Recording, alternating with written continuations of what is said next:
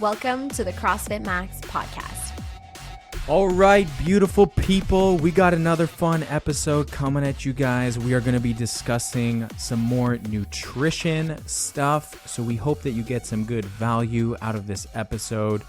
If you don't mind taking a second to give us a rating and a review, it'll help grow this podcast, and we cannot thank you guys enough for doing so. All right, let's get straight into the fun for today.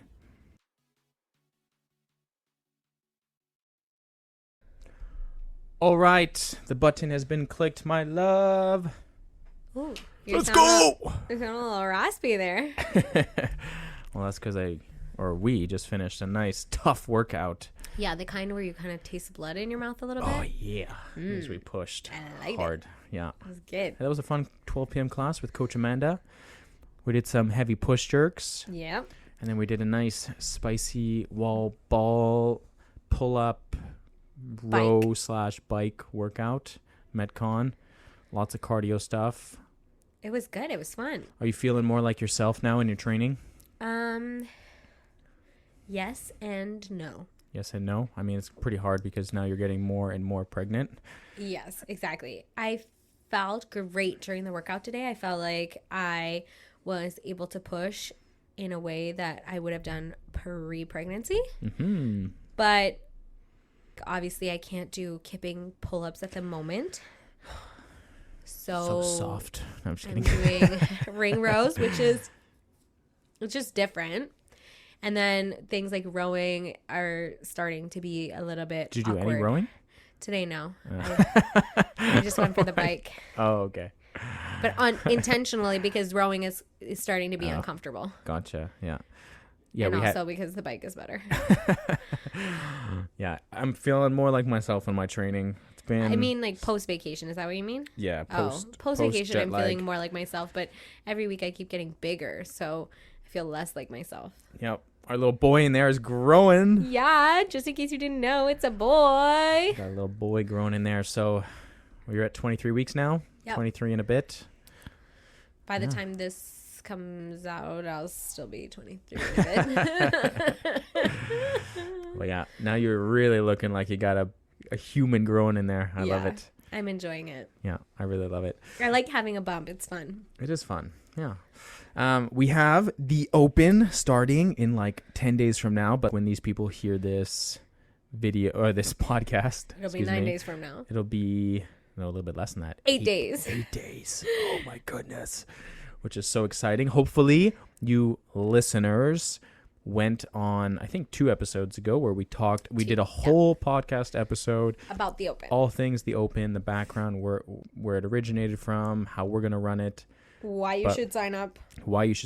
I've still had some really amazing conversations with people over the last week since we've been back about why they should sign up. Some people have also signed up since I've had that conversation. Heck Shout yeah. out to Victor. We had a good conversation with him. Okay. And then last night I went on the participation leaderboard to see how many CrossFit Max members have signed up, and Victor was on that list, so that was really cool. Very cool. How many people do we have so far? I think we're at 33 people. Very cool. Which means there is still a good chunk of people They're just teasing us. who have not signed up yet. You know what? I feel them. In the past, I've always kind of signed up last minute. But now what's cool is that they have this participation leaderboard, which I guess we are extremely biased being the owners of a CrossFit affiliate now, that we just want to showcase our gym to the world. So I want people to sign up ASAP to just to showcase how many actual members are going to be participating and how it's fun. Epic our gym is. And it's fun to have like some way of keeping record of everybody. Yeah. In one spot. Yeah. Exclusively CrossFit Max people. I'm seeing the That's all CrossFit Canada participation leaderboard, and there are some of the the gyms who have been around for 10 plus years, and they have like 150 people signed up from their gym already. Goals. There's, I think the top 5 last I saw was anywhere between 120 to 170 people That is wild. That's and more people than we have coming to our gym. Note it here. We will be in that top 5 list one day. I promise you. And we will insert this clip from 2024 into that podcast episode. Exactly. But we cannot do it without each of our members. Hell yes. I'm really, really excited. It's coming up soon. I'm feeling more like myself in my training, shaking off all the rust of coaching last week. Yeah. I'm feeling very, very excited to We're showcase. starting to sleep at night again. Yeah. And I'm actually, as you yawn right now. Ooh, sorry. I'm actually, I think, the most excited for all of the athletes last year who did their first open and who I've had many of the same conversations I'm having right now with people who have never done the open with. Yeah. So all those people last year that were like, yeah, I'm going to wait until next year. I need to be fitter. I need to be stronger. I need to be having more CrossFit experience. I'm only going to sign up next year. But then they, listened to us. They signed up. They took initiative and they did the open last year. Now they have something to compare Now to. they have themselves something to compare to last year's results. So exciting. And I'm really, really looking forward to that the most. Then I'm also really looking forward to all those people who are going to do their very first open. That's going to be really exciting. And I think people... Our son is going to do his first open. True. I think people underestimate the atmosphere and the positive energy that comes from the open, from the Friday nights that we're going to be running it. It's tough to put into words how magical it is. Mm-hmm. So we won't go too much into this. We just want to do a quick banter topic on it because, as you can hear, we're excited. We're very stoked. We're like, so excited. I'm so excited. And if you haven't registered yet, do people still say www? Is that a thing? No, it's not even www because it's... Well, every website still has the www. No, it's not. Oh, no? But I think if you still do that, I don't know anymore. Anyways, if you go to games.crossfit.com... Yeah, there's no W. No www. It's just games.crossfit.com. Boom. That'll bring you right to the CrossFit Games open registration page. Hell yeah. All you do is click the register, sign up, whatever that button is, and put your credit card information, and boom, $20. If you are participating on the Friday night lights with us and you have paid the $20 to register for the CrossFit Open, as an affiliate, we will be giving the Friday Night Lights for free to anyone. It won't count as one of your classes of the week. So if you have a frequency-based membership, meaning you're on the 2 times or 3 times a week membership, it won't count towards your membership. So count it as a bonus session, a bonus night at CrossFit Max. For anyone listening to this that does not train at CrossFit Max, it'll also be free, providing you have signed up for the Open. So Friday nights starting March 1st. The second one will be March 8th, and the third one will be March 15th. Let's go. Oh my God, it's so exciting. Okay, banter topic complete. Now we are going to go. Why we've gathered you here today. Yes. I love when I say something and you don't know how to respond because you're always just looking at me with those crazy eyes like, where are you going with this? Yes.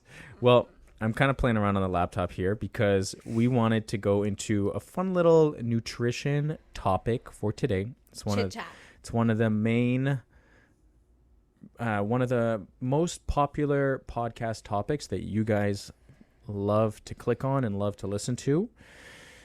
And this topic, we're going to talk about things on maybe why you're feeling unsatisfied towards the later times of your day in terms why you're still hungry, in terms of food, maybe why you're having sugar cravings late at night, why you feel like you need to raid the cupboards. And we're going to talk all things about that. We're going to try to give you guys some informative tips, but we also wanted to do a little bit of a spin on this podcast episode. So we asked a friend what they thought. Our friend ChatGPT. Oh, yes. I was wondering where you're going with this. Our good buddy ChatGPT over here. I don't think we need to name ChatGPT. So we, as a business, have been playing around a little bit with ChatGPT, and I think if you're not playing around with ChatGPT as a business, you should be. I think that is probably going to be the next big thing coming into the business world. Yep. So we wanted to kind of play around with Mr. or Mrs. ChatGPT over here. And we literally just prompted it to write us a healthy meal plan for the day. And we also, to give you guys some information to bounce some kind of things off of, we wanted to create an unhealthy meal plan for the day as well. The same amount of total calories for both. Yeah. So I'll tell you what we prompted. We pretty much prompted ChatGPT to write us a healthy, balanced meal plan with a total caloric consumption of 2,000 calories. Yeah. So it was kind of just interesting. I just wanted to kind of play around with this, and I also wanted to share with our listeners here. So what I'll do is I'll go through it piece by piece. I'll go through the healthy, or do you want to go through the healthy and I'll go through the unhealthy version? Whatever. Which one do you want, baby?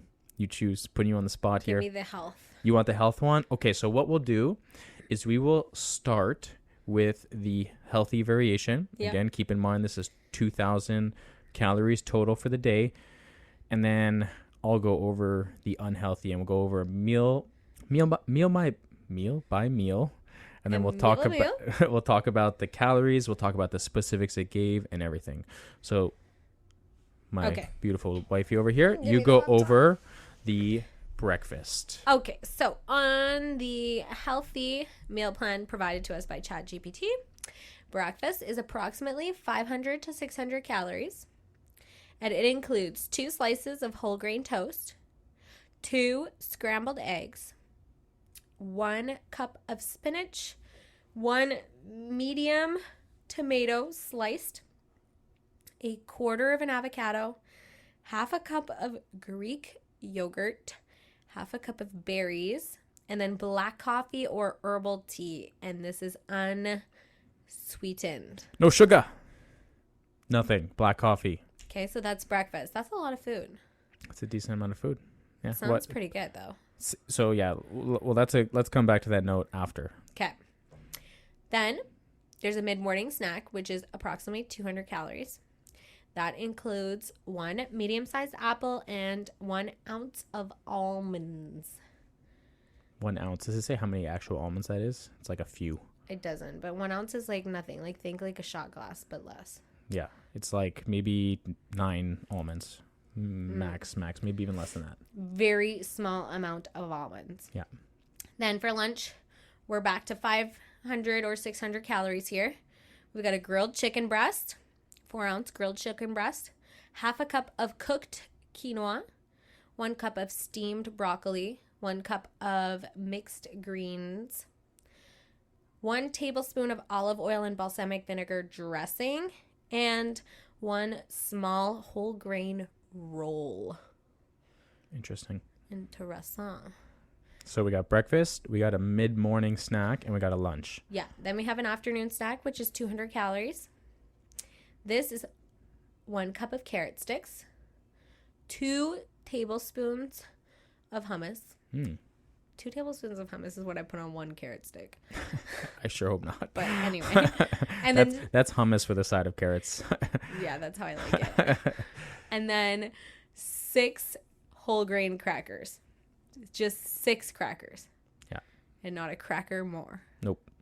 Okay, that's your snack. So carrots, hummus, and crackers. So far, that's a decent amount of food, even though that's not like a huge snack. So far, we got a solid amount of food throughout the day. Before the snacks are really big. The snacks are very much that. They're snacks. They're not meals. Yeah.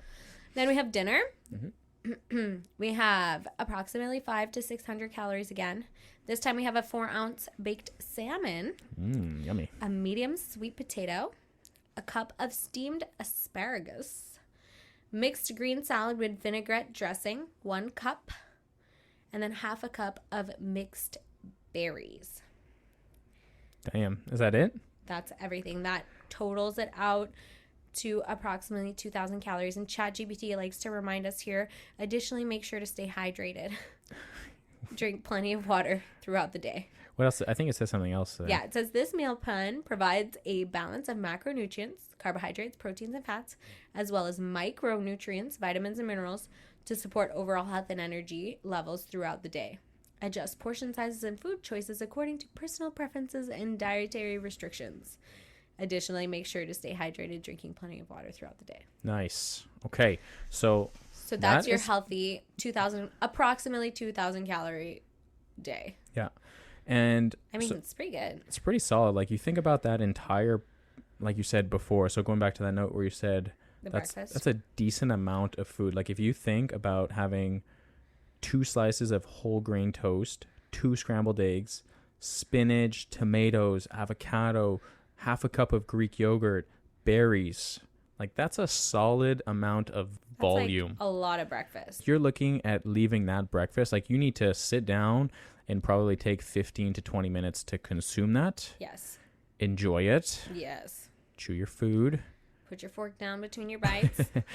And then you're going to leave that breakfast feeling pretty full and pretty good about yourself, I would imagine. You're not going to feel... I would feel great about myself if I made that breakfast and then ate the whole thing. Yeah. And then like a mid-morning snack, just a little bit of apples, some almonds. And then like for lunch, you have the grilled chicken, the quinoa, the all the veggies, like the steamed broccoli, the mixed greens, the salad. That's solid. And then your whole supper, you got the baked potato, the salmon, like more vegetables. So you're looking at a decent amount of volume of food. Yes. So every plate... Your plates are going to look full. Yeah, every plate, every meal has a good chunk of food on it. Now, let's go over the unhealthy meal plan. Same thing, 2,000 calories approximate. Does it say anything? Kind of like a little warning at the beginning. Please note that this meal plan is high in processed food and saturated fats and added sugars, which are not recommended for long-term health. So at least ChatGPT gives us like a little bit of like a warning. It's like you asked for it, but they're like, I'll give you what you wanted, but you shouldn't do this. Yeah. And I think, okay, let's go over it. So breakfast is approximately 600 to 700 calories. We have a sugary cereal with whole milk. And I think by sugary cereal, I think we could agree that is every cereal. Most cereal. I would say maybe 80 to 90% of cereals are going to be sugary cereals, including the like Special K's and the things that are marketed to be healthy. Yeah. And it says 2 cups with 1 cup whole milk. And then it says the second thing you're going to add is a sugary pastry. So a cinnamon roll or a Danish pastry. Oh, we shouldn't have done this podcast while I was hungry. So that's breakfast. Like, you are looking at 2 cups cereal. That's not a huge amount. No. That's just your breakfast and then your sugary pastry. Mid-morning snack, you're going to have a large blueberry muffin and a sweetened iced coffee. That's your mid-morning snack. Lunch. How much calories is that? Approximately, it depends, because it's hard to say how much sugar you're getting in that actual iced coffee, and that's probably the biggest flaw in this system. But it's going to be anywhere between 300 to 600 calories just from that large blueberry muffin and the sweetened iced coffee. And it depends. Sweetened iced coffee is already going to tip you like 200 calories. Yeah, which we'll come back to that note later on here. Yeah. Lunch, we got a fast food cheeseburger with fries and a regular soda. So that is kind of like a trio or some sort of combo at any fast food restaurant with not a big burger. This is like a normal kind of, I don't know, I'm thinking like a single burger. Like a kid-sized meal. Like, this is not going to fill you up. Exactly, yeah. I wouldn't say kid-sized, but I would say like the normal 1 patty burger, the basic combo from McDonald's or Wendy's or A&W, whatever. Like, that is your lunch. That is also not a lot of food, but that is a lot of calories. Afternoon snack, cheese-flavored crackers, 2-ounce bag, and a chocolate bar. That's not a lot. 2 ounces is not much. That's a lot of calories right there. Again, depending on the chocolate bar, like you're looking at approximately 300 to 500 calories. And then dinner, it says a pepperoni pizza, 2 slices, garlic bread, and a regular soda. Nobody stops at 2 slices of pizza. Ooh, ooh. Oh my goodness. This meal plan is high in processed foods. Okay, I already read that. While this plan may fit a 2,000 calorie target, the quality of the food choices is poor and lacks essential nutrients for overall health. So ChatGPT, again, trying to warn us. They're like, please don't eat this. Warning, yeah. And you know what? This meal plan is not far off from what a normal meal plan is for a lot of people, which is pretty scary to think about. Like cereal in the morning, an iced coffee from Starbucks or from Tim Hortons or whatever with a muffin. These things are not so far-fetched. People go to fast food for lunch all the time. I'm not sure about an afternoon snack of cheese-flavored crackers and a chocolate bar. That might be throwing it over the top here. But again, and then like the supper of pizza, garlic bread, and soda. Some of the granola bars that you can get and stuff might as well fit the category of a chocolate bar. Yep. So if we look from a pure standpoint of calories, they're the same. They're exactly the same.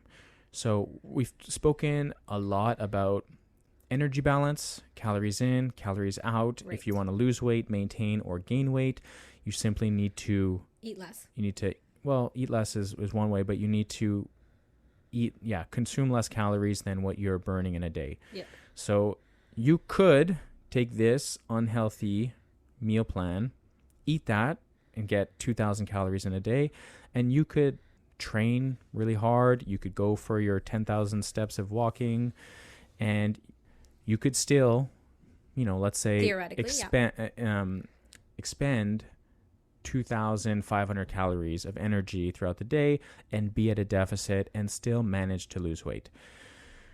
But here's the thing. Here's the topic that we're talking about today. We're talking about what are some of the main contributing factors for you feeling really hungry at the end of the day. And one of the things we're going to talk about the most here is food volume. And right off the bat, when we compare these two meals, when we're talking about this pretty huge breakfast, right? We're talking eggs, toast, fruit, right? Like we're spinach and tomatoes, a bowl of Greek yogurt with some berries in it, right? Versus a cup of cereal. This 2-cup cereal, which is like a standard bowl of cereal. What's the calories are essentially the exact same from them, right? But what's going to happen is the food, the healthy portion, you're going to walk out of that meal feeling satisfied. You're going to feel probably full and not wanting to eat a lot of food after that. And it's also going to take you longer to eat that. Yeah, it's going to take you longer. So the process of you chewing your food and sitting down and going through the motions, the mental satisfaction of you eating the food exactly is going to be far higher than the 3 minutes it's going to take you to eat your bowl of cereal, because you just like shoveled it literally like a shovel down your throat here. We all know. And gulped it down, right? So volume of food matters a lot. So one of the things ChatGPT said here was adjust portion sizes and food choices according to personal preference here. So just the food size itself is going to be much bigger in one of them, right, versus the other. Right. So your stomach can only fit so much food into it before you get full. Correct. Right. So one of the things we often talk about with our clients in this podcast is kind of, I don't like to say the term empty calories, but kind of using these foods that are extremely calorically dense that don't make you feel full at the end of the day, and trying to choose food sources that are more whole foods. Right. Vegetables, fruits, they're high in fiber, eggs, meat. What else did we use in here?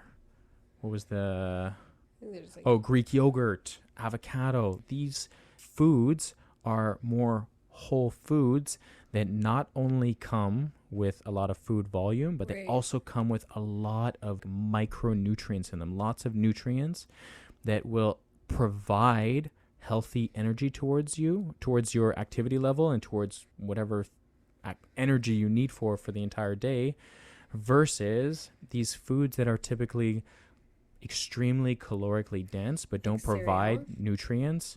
Cereal, or even just one of the things they said about black coffee, unsweetened. Putting sugar in your coffee could add so much calories to the end of your day. And is that sugar going to actually make you feel full? Is it going to provide energy for what you need in the day? Probably not. And it also has serious negative effects. Yeah, it does have like big negative effects on you versus the fruit that you're going to get from berries and everything. The sugar you're going to get from berries. Sorry, the sugar you're going to get from berries. It has a much different impact on your whole body. But again, we're staying on topic here for trying to be full, whereas, you know, things like extra sugar, things where we're putting like extremely processed oils into our meals, even things that can be labeled healthy like honey or maple syrup, we want to just be cautious of the extra calories that we're dumping in to our food that don't make us feel full. And this is probably one of the bigger reasons why towards the end of the day we're just like, oh my God, we're starving. I'm starving. Yeah. I need to raid the cupboard. Oh, I didn't eat that much food. Like, why am I gaining weight at the end of the week? Or why did I not lose weight at the end of the week, right? Because you think, oh, I only had an iced coffee at my snack, but that iced coffee is so full of calories. If you're getting it sweetened or whatever, then it's not filling you up in any way. So then it's contributing to that craving at night, but also that sugar addiction is a big component. Like if you're sort of feeding the beast all day, then the beast is gonna be hungry at night. Exactly. Yeah. You guys know my stance on this with coffee.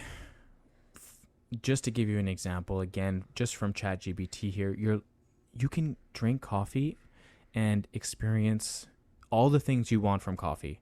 You're looking for the taste, and you're looking for that caffeine boost that's going to maybe help you concentrate, maybe wake you up a little bit. And I know for people who drink coffee with cream and milk and sugar, that I know that drinking black coffee can be bitter. But I promise you, if you just take a few weeks to practice, or not to practice, but to just drink coffee black and go through that bittery taste that you might not enjoy that much. Susie is looking at me like rolling her eyes here because I know she likes to put do you put milk or cream? Milk. You put milk in your coffee now? But Susie was someone that used to put... I used to put everything in my coffee.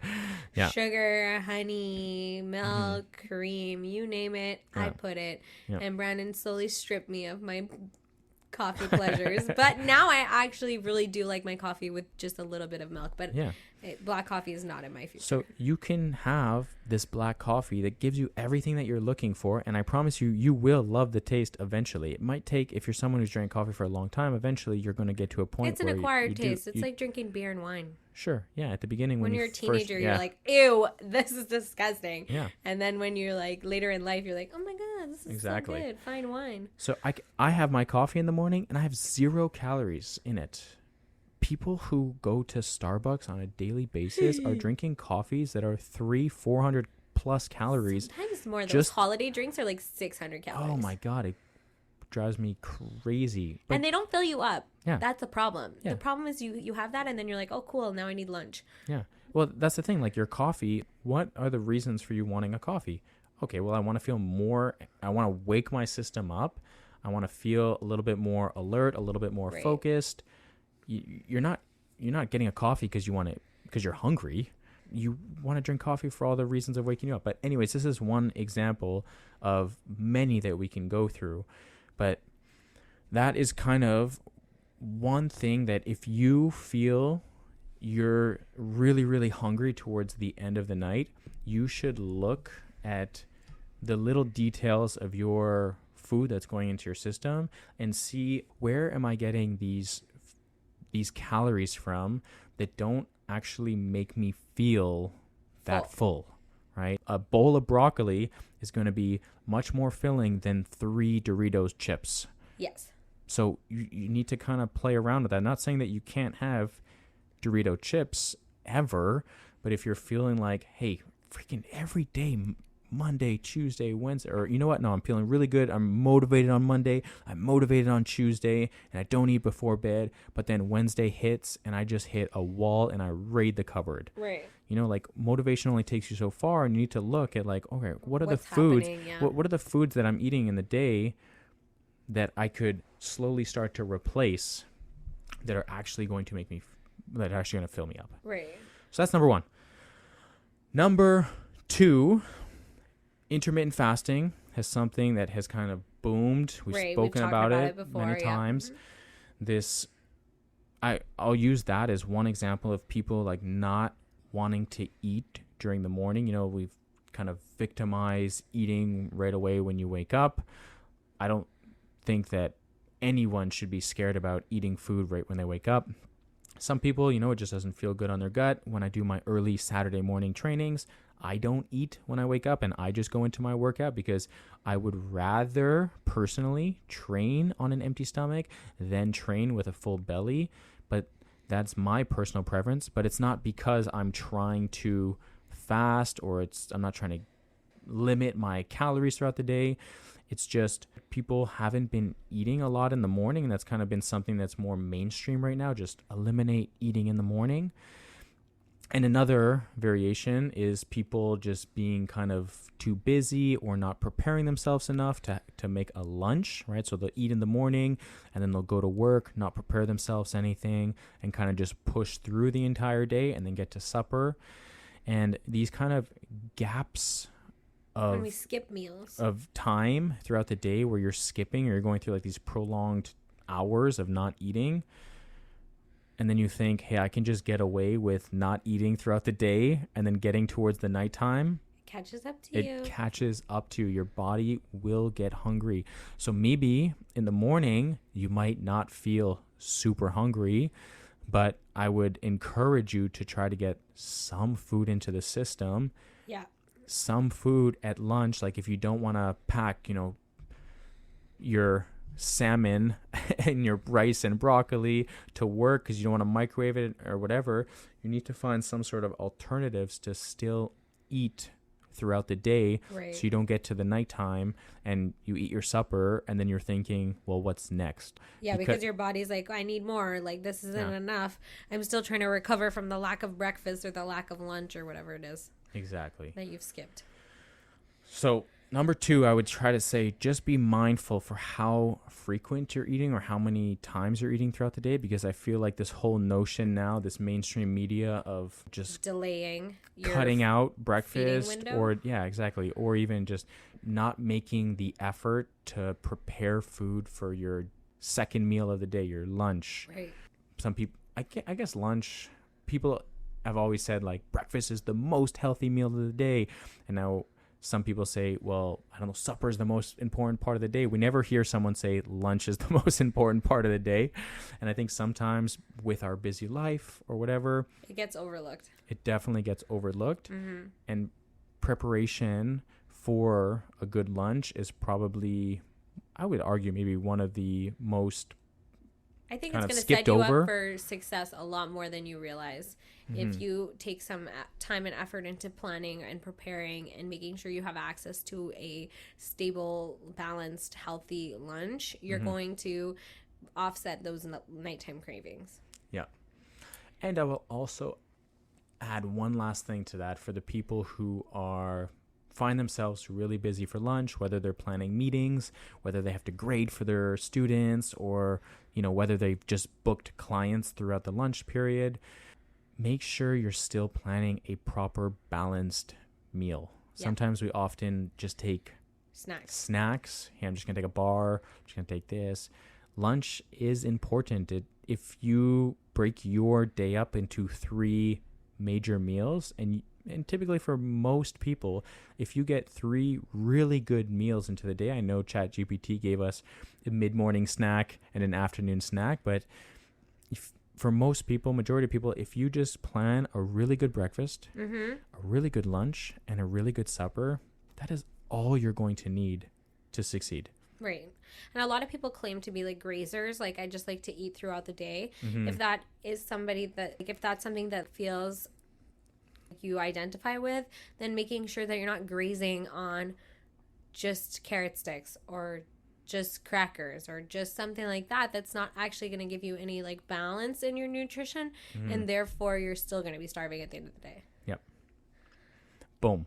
So number 2 is undereating during the day. Make sure you're getting enough calories throughout the whole process. Number 3 is going to be, we'll talk a little bit more about like the imbalance of macronutrients. Right. I think that's a huge role. I started to hit on it with the grazing comment. Exactly, yeah.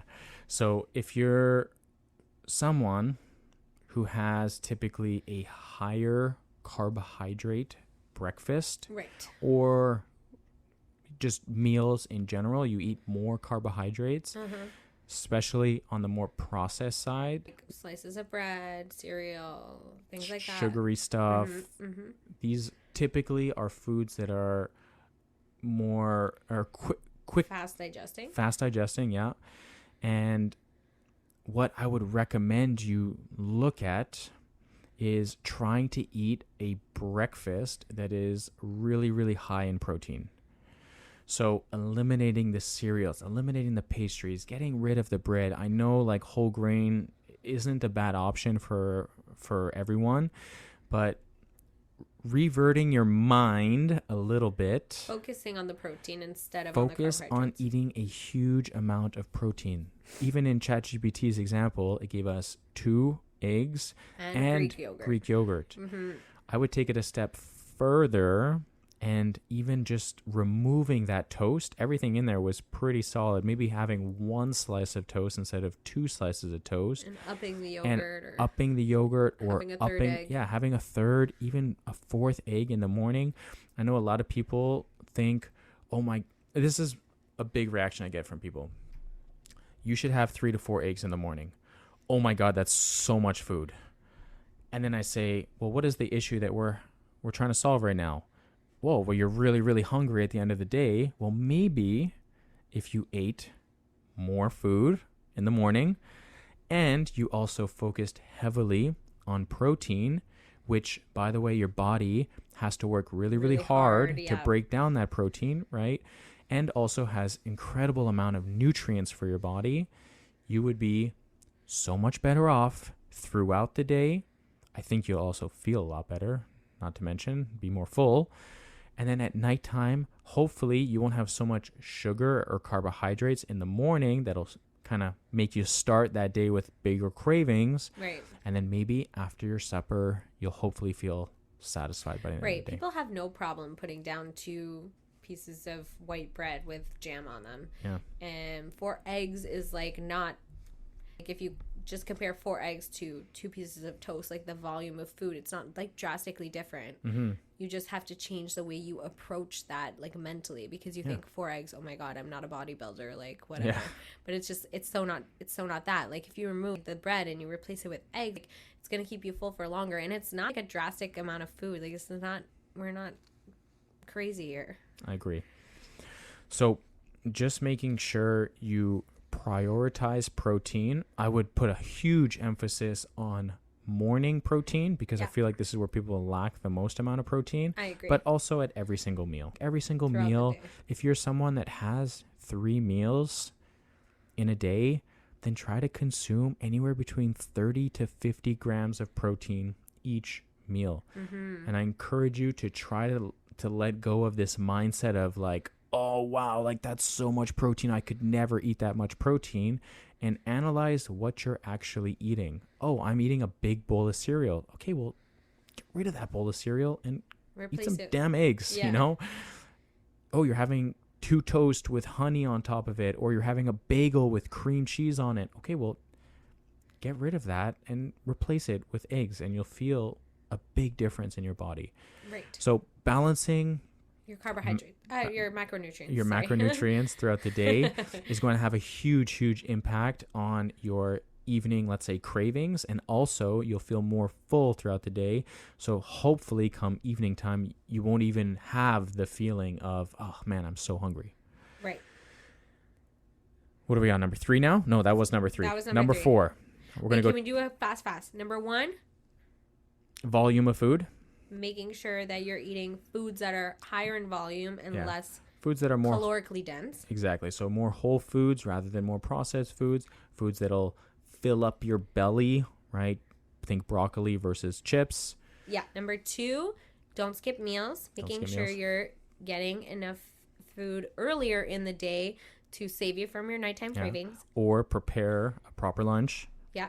Number 3 is balancing your macronutrients. Making sure you're eating enough protein. Really, that's the emphasis here. Yeah. Okay. Talk to us about number 4. Number 4, super underrated when it comes to how you feel in terms of fullness, and that is making sure you hydrate enough.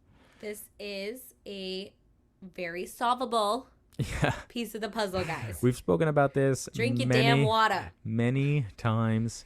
Carrying a bottle with you, drinking water first thing when you wake up in the morning. A lot of the times when people are dehydrated, or just, let's say, maybe not super dehydrated, but let's just say underhydrating themselves on a daily basis, your body's signal is to eat more food, because it wants more liquid into it. And we do get water from foods. So your body is craving hydration. It says, hey, you need to give me some actual water. Go eat some food. And your mind is confused with that being a hunger cue when it could have potentially just been a hydration cue. Yeah. So get enough liquids into your body, get some water into your system, and also make sure you're using electrolytes, salting your foods with like a good quality. Drink an element. Yeah, drink an element. And so hydration is important. Make sure you're getting enough potassium, sodium, magnesium, calcium. And so focus and then carry that water bottle with you all day. Yeah. The last and final thing we're going to go over on maybe why you're feeling a little bit hungry towards the end of the day.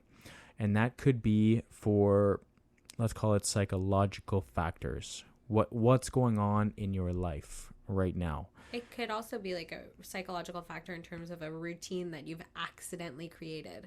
Absolutely. Like a habit that you've generated. After dinner, I reach for chocolate. Yeah. And now it's programmed in you. Yeah, exactly. So when we talk about this, like Susie said, building bad habits can be hard to remove. Right. So understanding, hey, right now, it's been so long that I'm just always really hungry after my meal that I have to grab some candy or some chocolate, or I just need to eat something after I'm done eating my supper. Breaking that habit is going to be really, really hard. And I think if you follow steps 1 through 4, you will see your body feeling less resistance towards breaking that habit. Mm-hmm. So I wouldn't just say, hey, right now I'm just going to mentally just force myself to stop going for that snack. I think you should. Tough.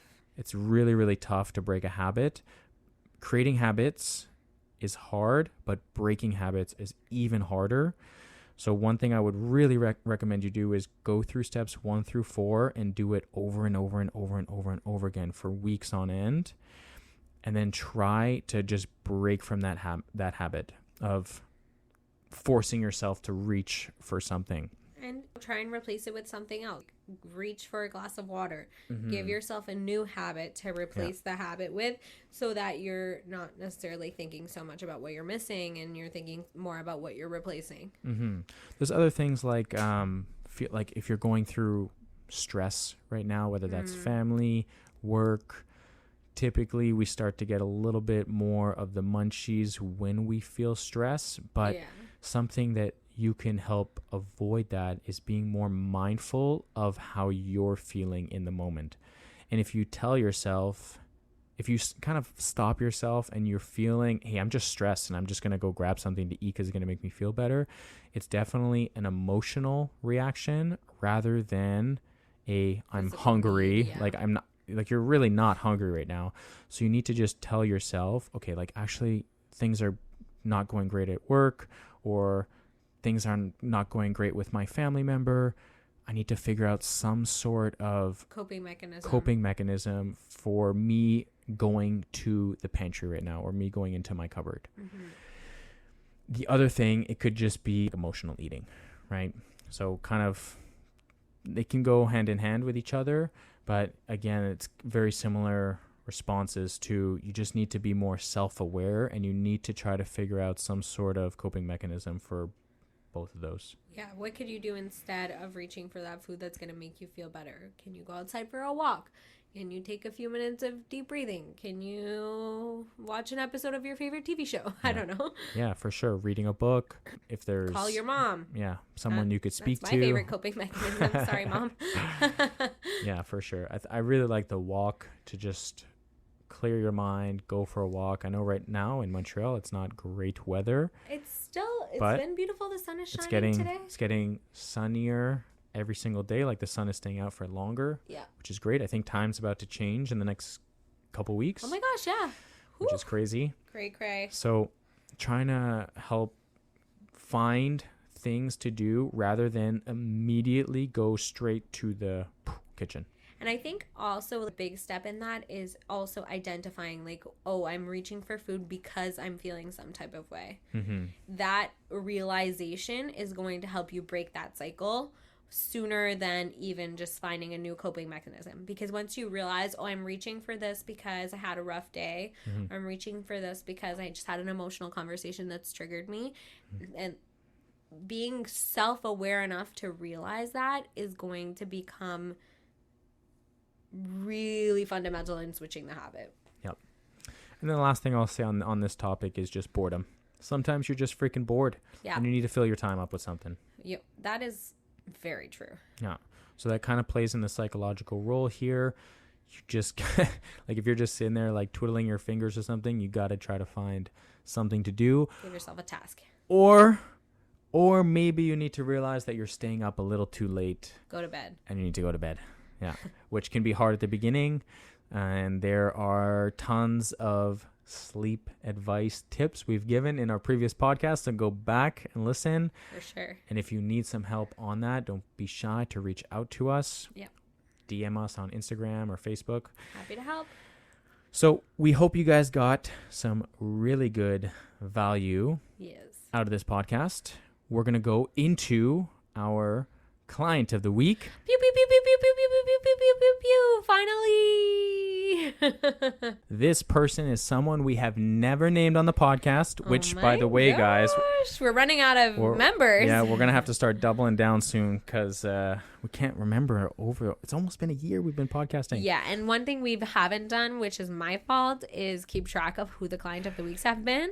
So, yeah. But we definitely know we haven't named this person. Absolutely because not. This person is newer at the gym. She's only been here for a couple months, but in that time that she was here, she had almost a full month away. She went back home to the Philippines. Yes. So I want to shout out to Kriza. Woo! Go Kriza! Last week, it was really cool. We got to come back from our vacation. She has been training now for at least couple more weeks or three weeks. We missed each other for 6-7 weeks because our vacations overlapped. Exactly. So she's been killing it in the gym. She's been consistent. She's had a really fun attitude. I love having her in the class. She's been wanting to learn a lot, and yeah, she's just killing it. It's really cool to see her progress in such a short period of time. I was working on the wall walk with her last week and she was doing great. Yeah, she just picks up on things. She likes to learn. She's doing awesome. She's killing it. So keep it up. Keep up the great work, Kriza. Kriza, you're doing awesome.